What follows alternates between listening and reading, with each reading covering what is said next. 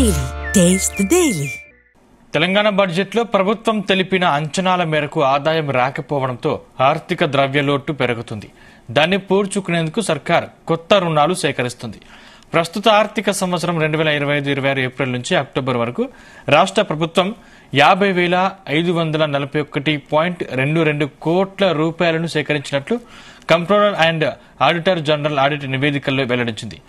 ఈ ఏడాది 54,009 కోట్ల అప్పులు తీసుకోవాలని రాష్ట్ర బడ్జెట్లో ప్రభుత్వం తెలిపినా అందులో 93.58% 7 నెలల్లోనే సేకరించిందని తెలిపింది.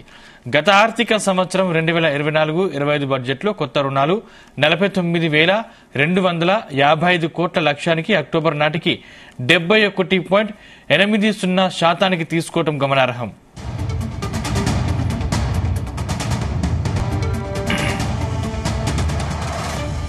బడ్జెట్లో పన్నులు, పన్నేతర ఆదాయంతో పాటు కేంద్ర పన్నుల్లో రాష్ట్ర వాటా, గ్రాంట్లు భారీగా వస్తాయని అంచనాలు పెట్టుకున్నా ఆ మేరకు రాకపోవడంతో కొత్త అప్పులు పెరుగుతున్నాయని సూచించింది.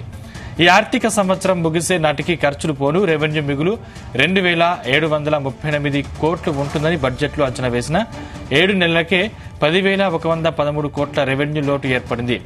పెట్రోలు, డీజిల్, మద్యంపై అమ్మకపు పన్ను 37,463 కోట్లు వస్తుందనుకుంటే 7 నెలల్లో 50.87% వసూలైంది. గతేడాది బడ్జెట్ లక్ష్యంలో ఇదే కాలంలో 55.59% వచ్చింది.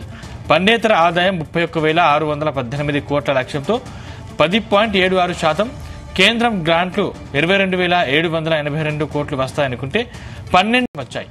రాష్ట్ర ప్రభుత్వ ఖర్చులు అంచనాలకు మించి పెరుగుతున్నాయి. పాత అప్పులపై నెల నెలా కట్టాల్సిన వడ్డీలకు ఈ ఏడాది మొత్తం 19,369 కోట్లు సరిపోతుందని బడ్జెట్లో కేటాయిస్తే 7 నెలల్లోనే అందులో 85.34% చెల్లించాల్సి వచ్చింది.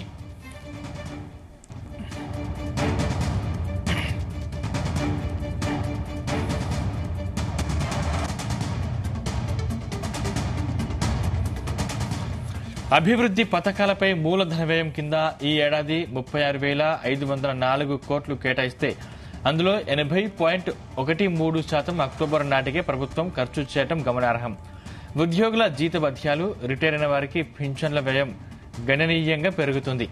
ప్రాథమిక ద్రవ్యలోటు ఈ ఏడాది మొత్తం కలిపి 34,640 కోట్లు ఉంటుందని బడ్జెట్లో చెబితే 7 నెలలకే అందులో 98.18% చేరింది.